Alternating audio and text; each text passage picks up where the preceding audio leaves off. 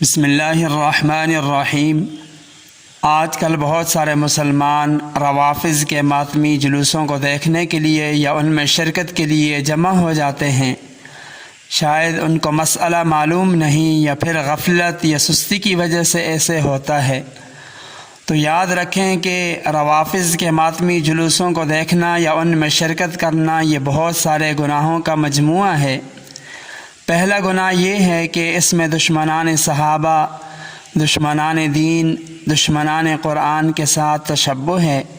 رسول اللہ صلی اللہ علیہ وسلم نے فرمایا، جس نے کسی قوم سے مشابہت اختیار کی تو وہ اسی میں شمار ہوگا۔ دوسرا گناہ اس کے اندر یہ ہے کہ ان جلوسوں اور ان کے اندر شرکت کرنے سے ان دشمنان صحابہ اور دشمنان اسلام کی رونق بڑھتی ہے، اور دشمنوں کی رونق بڑھانا یہ بھی بہت بڑا گناہ ہے۔ رسول اللہ صلی اللہ علیہ وسلم نے فرمایا، جس نے کسی قوم کی رونق کو بڑھایا وہ انہی میں سے ہے۔ تیسرا گناہ یہ ہے کہ جس طرح کسی عبادت کو دیکھنا عبادت ہے، اسی طرح کسی گناہ کو دیکھنا یہ بھی گناہ ہے۔ چوتھا گناہ یہ ہے کہ اس مقام پر اللہ تعالیٰ کا غیظ و غضب، قہر نازل ہو رہا ہوتا ہے۔ ایسی غضب والی جگہ جانا یہ بھی بہت بڑا گناہ ہے۔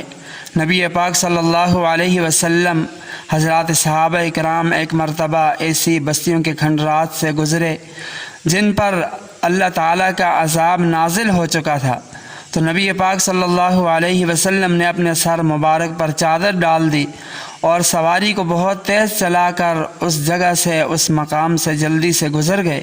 جب سید الاولین حبیب خدا احمد مجتبیٰ محمد مصطفیٰ صلی اللہ علیہ وسلم غضب والی جگہ سے بچنے کا اتنا اہتمام فرماتے تھے، تو امتیوں کو تو بطریق اولیٰ، مسلمانوں کو تو بطریق اولیٰ ایسی جگہ سے بچنے کا اہتمام کرنا چاہیے۔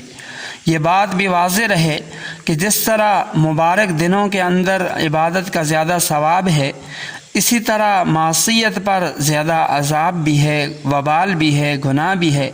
اس لیے ایسی مجلسوں میں شرکت کرنے سے اور ان کو دیکھنے سے خوب اہتمام کرنا چاہیے۔ ایسی مجلسوں کے اندر نہ تو شرکت ہونی چاہیے اور نہ ہی ایسی مجلسوں کو، ایسے جلوسوں کو دیکھنا چاہیے۔ اللہ تعالیٰ تمام مسلمانوں کو دین کی سمجھ، فہم اور کامل اتباع نصیب فرمائے۔